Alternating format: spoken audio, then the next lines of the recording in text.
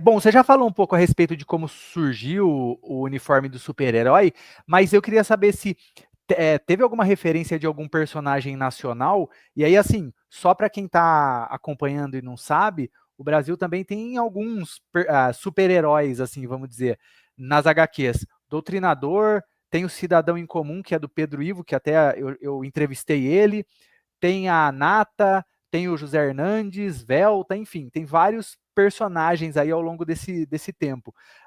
Mas você pegou alguma referência de personagem nacional? Não, eu faço menção a alguns heróis brasileiros. Aham. Eu menciono o Jerônimo, o herói do sertão, que é um herói dos Ah, anos 50, e o Vigilante Rodoviário, que é um herói dos anos 60. sim.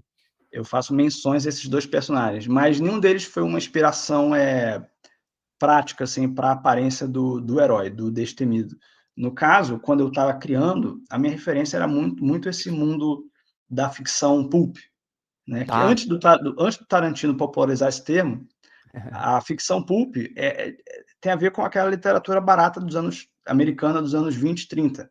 Sim. Então, são esses heróis de um mundo pré-super-herói. Então, o Sombra, Flash Gordon, Mandrake, sabe? Tá nessa fronteira, assim, é uma literatura popular que aí vai para ficção científica, trama policial, né? Sim. Enfim, e vai desaguar no super-herói. Então, a minha referência era muito isso, assim, eu estava procurando uma aparência de um herói retrô. Então, um cara que pudesse existir não só nos anos porque assim, eu situo a trama nos anos 60, porque é o equivalente aqui do Brasil, de efervescência cultural e política, dos anos 40 dos Estados Unidos. Né? Porque a situação deles nos anos 30, 40, na entrada na Segunda Guerra, é um pouco o nosso equivalente aqui nos anos 60, na entrada da ditadura militar. Assim, é um período conturbado, em que você tem heróis e vilões ali, né? E então eu ambiento a história nos anos 60, mas eu tentei alcançar uma nostalgia um pouco mais ampla, né? Então eu queria um herói que pudesse funcionar nos anos 50 ou 40, ou até 30. Então ele tinha que ter um visual antigo, em geral, né?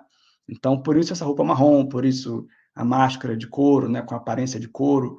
Então assim, a referência que eu peguei assim ele tem um pouco do Demolidor, ele tem um pouco de vários heróis assim, na Sim. verdade eu, eu tinha uma certa ideia na cabeça e junto com o Daniel Clabundi a gente foi refinando essas escolhas, né? A gente foi pensar, vem cá, essa máscara vai ser como, essa roupa que ele usa vai ser como. Aí o Daniel me ajudou, a gente foi uma cocriação, assim, me ajudou a fazer uma coisa que criasse essa nostalgia que eu queria, eu queria que esse herói tivesse uma cara meio de aventureiro também, né? Uma coisa Uhum. meio antiga, assim, dos anos 50. Enfim, então o Daniel me ajudou nisso.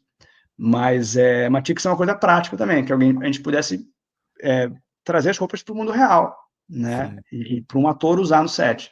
Então, não teve uma referência específica, é uma mistura de várias coisas. Ele tem um pouco de Demolidor, ele tem um pouco de Flash, sabe? Ele tem uma antena, um dos lados da máscara dele tem uma antena. Não são aquelas asinhas do Flash, mas ele tem uma. Esses elementos é legal porque assim, quando você para fazer a máscara de herói, você começa a entender por que algumas coisas funcionam. Então, por Aham. exemplo, vários desses heróis que a gente conhece, Capitão América, que ele tem um A, um bendito A na testa. Por que ele tem isso? Porque se você tirar qualquer coisa se ficar uma máscara vazia, o camarada fica com uma cara de bobo, sabe? Se você parar para todos os heróis, eu percebi isso quando estava criando o Destemido. O Flash tem aquelas asinhas, porque senão ele parece um idiota. O Capitão América tem um A na cabeça, o Batman tem aquelas orelhas, todos eles têm que ter algum elemento gráfico ali, tem que ter alguma coisa para além da própria máscara, senão o cara parece né, um banana, assim, né? Então, É só você uma meia, descobre né? que Sei lá. é uma meia na cabeça. Aí como é que você faz? O Demolidor também, ele tem aqueles chifrezinhos. Tudo isso é para ficar mais interessante enquanto design, assim. Senão, parece uma pessoa perdida. E Então, a coisa não foi muito uma referência específica, foi o que ficaria bonito e legal e funciona fisicamente para um ator usar. Então, a busca foi essa.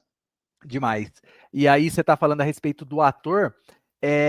eu queria puxar esse gancho de. Você já falou um pouco das crianças, né? A escolha das crianças, mas como foi principalmente do Ivo Granda, que aí ele se investe o manto do super-herói, né? Sim, ele interpreta o Destemido, que é essa figura fundamental na história, porque o Carlos, criança, ele abriga o Destemido em casa, o Destemido ele está ferido depois de uma batalha, e aí ele chega na casa desse menino, e lá eles se conhecem, e o Carlos vai carregar a lembrança desse encontro pelo resto da vida dele. Então, essa imagem agora sou eu com o Ivo, né, no set. Sim.